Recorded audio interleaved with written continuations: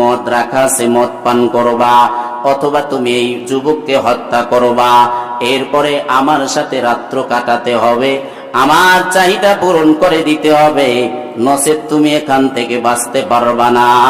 এখন তুমি চিন্তা করো, যুবককে হত্যা করবা না আমার জৈবিক চাহিদা পূরণ করবা, নাকি মদ পান করবা? তোমাকে তিনটা অপশন দেওয়া হলো, যে কোনো একটা অপশন তুমি করে পালন করে তুমি এখান থেকে বের হতে পারবা, নচেৎ পারবা না। এবারে আল্লাহওয়ালা যুবক চিন্তা করলো, ব্যভিচার করা মহাপাপ, আর মানুষকে হত্যা করা তো আরো জঘন্য পাপ। এই দুইটার ভিতর থেকে মদ পান করা মনে হয় সামান্য গুনাহ, ওই দুইটার থেকে একটু কম। এই চিন্তা করে যুবক এবার মদের ভাণ্ড হাতে নিছে, হাতে নিয়ে পান করছে।